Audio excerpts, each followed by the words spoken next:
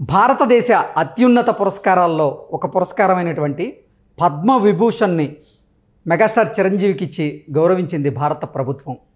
Megastar చిరంజీవికి పద్మవిభూషణ్ పురస్కారం రావడం వెనుక మోదీ గారు ఒక వ్యూహాన్ని రచించారని, తెర వెనక రాజకీయం చేయబోతున్నారంటూ కూడా ఒక వార్త ఇప్పుడు సోషల్ మీడియాలో చక్కర్లు కొడుతున్న నేపథ్యంలో అసలు ఈ అంశంలో ఏం జరుగుతోంది, మోదీ గారి స్కెచ్ ఉందా లేదా, చిరంజీవి గారికి పద్మవిభూషణ్ ఇవ్వడానికి కారణం ఏంటి అనే అంశాలకు సంబంధించి మనతో మాట్లాడేందుకు ప్రముఖ సినీ క్రిటిక్ దాసరి విజ్ఞాన్ మనతో ఉన్నారు. ఆయనతో మాట్లాడదాం.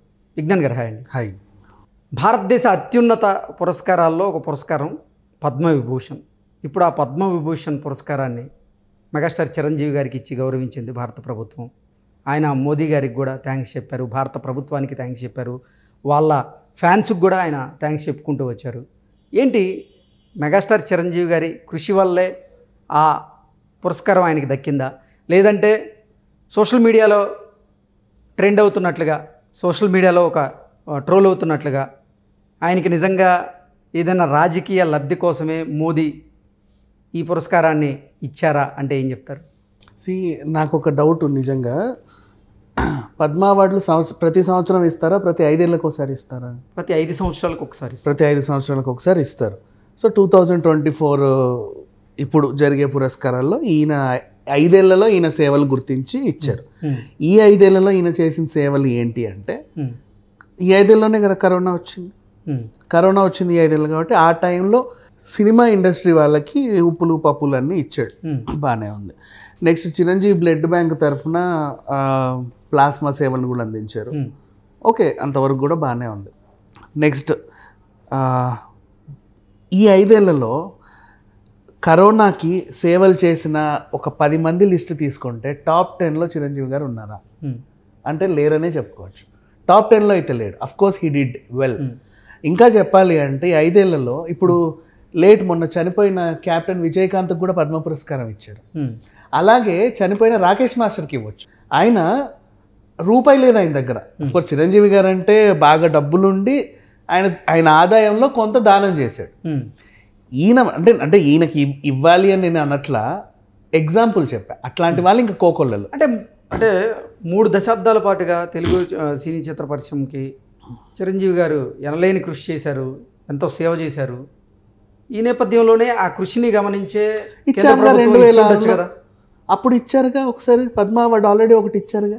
ఇది రెండోది, మొదటిసారి కాదు. ఆల్రెడీ పద్మభూషణ్ ఇచ్చాం కదా, ఇప్పుడు పద్మవిభూషణ్ ఆల్రెడీ ఒకసారి అవార్డు ఇచ్చారు.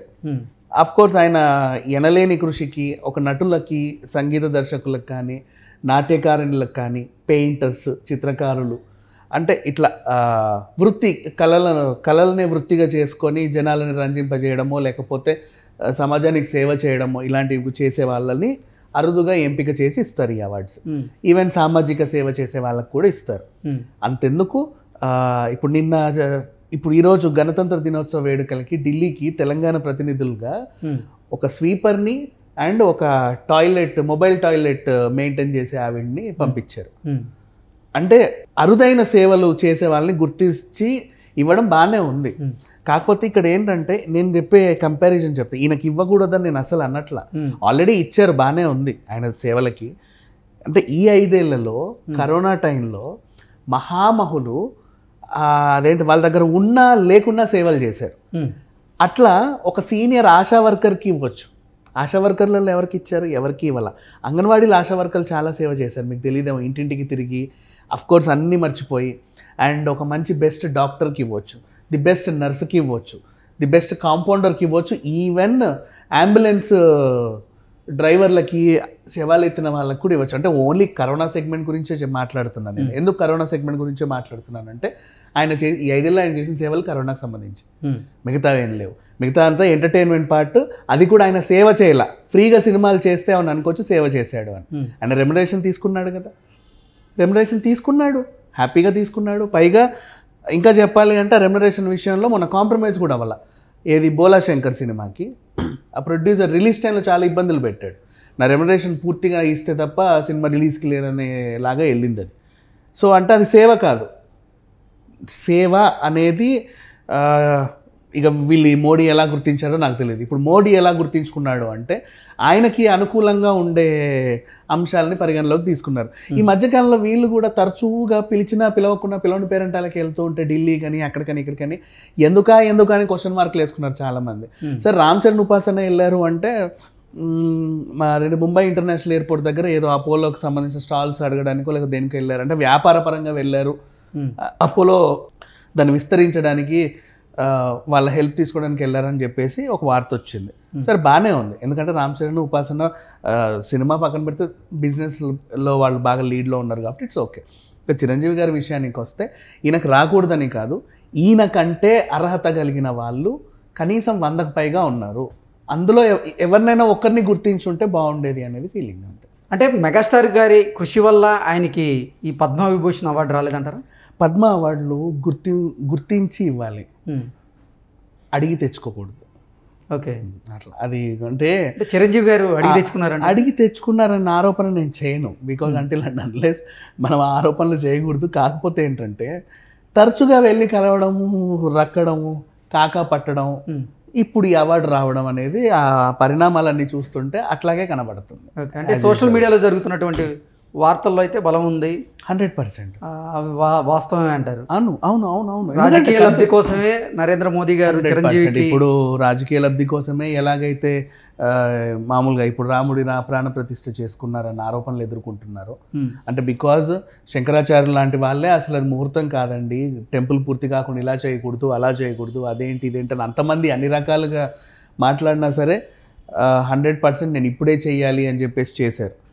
సో అదే అండ్ ఎందుకు అక్కడ కూడా అంటుంటే రాజకీయ లబ్ధి కోసం అన్నాను కదా, ఎంతసేపు ప్రాణ ప్రతిష్ఠ మధ్యాహ్నం 1-1:30 మహా అయితే 2 గంటలకల్లా ముగించేసుకొని చేతులు గడిగేసుకొని వెంటనే రాజకీయ సమావేశం అయిపోయారు అనమాట.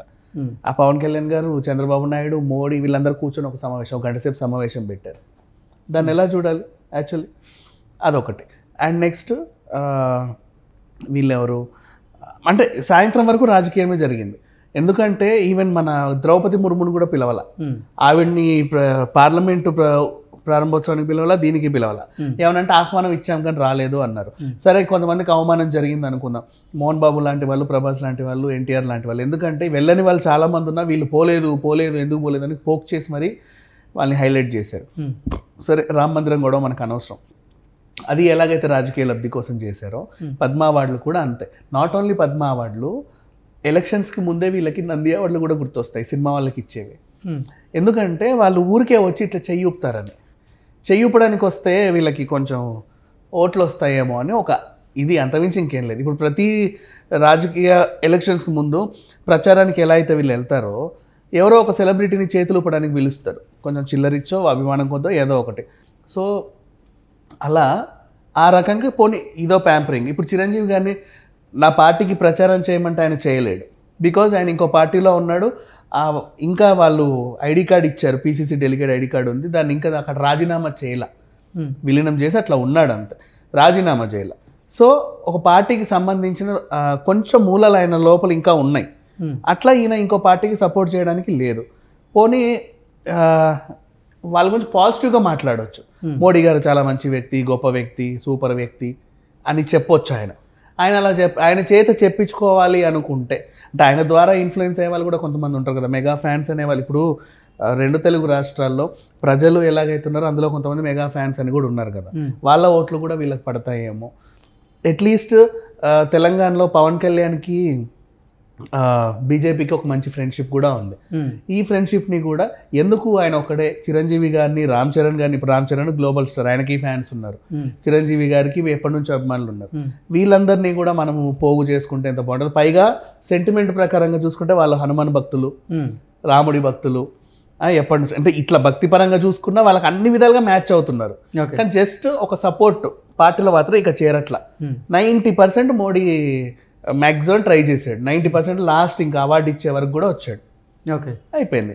ఇంకా జస్ట్ 10% వాళ్ళు చేసే, అంటే చిరంజీవి చేరకపోయినా కనీసం తన కొడుకునన్న మద్దతు పలికిడమో, లేకపోతే ఉపాసన చేత మద్దతు పలికించడమో ఇలాంటివి చేసినా సరిపోద్ది, హ్యాపీ. ఇంకా చెప్పాలంటే ఓన్లీ అపోలో సంస్థానంలోనే కనీసం కొన్ని లక్షల ఓట్లు ఉన్నాయి. ఎన్ని హాస్పిటల్స్, ఎన్ని ఇవి మన అవుట్లెట్స్, మెడికల్ అవుట్లెట్స్, ఎన్ని ఫార్మసీ సెంటర్లు, ఎన్ని డయాగ్నోస్టిక్ సెంటర్లు, ఎన్ని డెంటల్ క్లినిక్లు అన్నిట్లో ఉన్నారుగా అపోలో వాళ్ళు. వ్యాపారం ఓన్లీ అపోలో సంస్థానంలో జస్ట్ ఆ ఎంప్లాయీస్ ఓట్లే ఉన్నాయి 1,00,000 వరకు మ్యాక్సిమం చేయడానికి. సో ఆ నోట్లను వీళ్ళు వదులుకోరు ఎక్కడైనా సరే. సో ఆ రకంగా చూసుకుంటే మోడీ కావాలనే అవార్డీలకు ఇచ్చారని చెప్పుకోవచ్చు. అండ్ దీంతో పాటు మన ప్యారేలాల్ గారికి కానీ, అలాగే కెప్టెన్ విజయకాంత్ గారికి కానీ, ఉషా ఉతూప్ గారికి కానీ వీళ్ళకి ఇవ్వడం మాత్రం బాగానే అనిపించింది. నాకు పెద్దగా ఏమనిపించింది, ఎందుకంటే బికాస్ వాళ్ళు సంగీతం ఎప్పటి నుంచో పాటలు పాడి జనాలను రంజింపజేసి మ్యూజిక్ ఇండస్ట్రీలో కొంచెం సేవలు చేశారు, కొంతమంది సామాజికంగా సేవలు చేశారు. కెప్టెన్ విజయకాంత్ బతుకున్నంతకాలం సినిమా ఇండస్ట్రీలో తనకంటూ ఒక ముద్ర వేసుకున్నాడు. వీళ్ళకి ఇవ్వచ్చు, తప్పులేదు. అండ్ ఇంకోటి కమ్బ్యాక్, ఇందాక నేను వదిలేసాను మధ్యలో, రాకేష్ మాస్టర్ పేరు ఎందుకు చెప్పాను అంటే అట్లాంటి వాళ్ళు ఆయనకి ఇవ్వమని కూడా అనట్లా. ఆ టైప్లో జేబులో రూపాయి లేకున్నా కూడా విరాళాలు సేకరించి తమ వంతు సహాయం చేసిన వాళ్ళు కూడా చాలామంది ఉన్నారు. అట్లాంటి వాళ్ళకు కూడా ఇవ్వచ్చు. ఎందుకంటే ఈయనకి ఇచ్చిన అంశం ఏం చేశాడు, ఎందుకు ఇచ్చారు అని అడిగితే ఒకటే చెప్తున్నారు, కరోనా టైంలో ఇలా చేసిన ఎనలేని కృషికి మేము ఇచ్చామండి అని. సోను సూద్ లాంటి వాళ్ళు మహామహులు చేశారు, మరి వాళ్ళకంటే ఇప్పటివరకు ఎట్లాంటి అవార్డులు రాలా, పద్మ పురస్కారాలు ఇవ్వాల. సో ఇదంతా రాజకీయ లబ్ధి కోసమే అన్నట్టు ఈజీగా అర్థమైపోతుంది. ఎందుకంటే నిజంగా సామాజిక సేవ చేసే వాళ్ళు రాజకీయ నాయకులు కొంచెం దూరంగానే ఉంటారు. వాళ్ళకి సేవే ముఖ్యం, లబ్ధి కోసం ఏ పనులు చేయరు. వీళ్ళు సేవ ప్లస్ లబ్ధి రెండు కలగొలుపుగా చేస్తారు కాబట్టి వీళ్ళు ఈజీగా ఆ ప్యాంపరింగ్కి అట్రాక్ట్ అయిపోయారని చెప్పుకో. ఓకే విజ్ఞాన్ గారు, థ్యాంక్ యూ సో మచ్.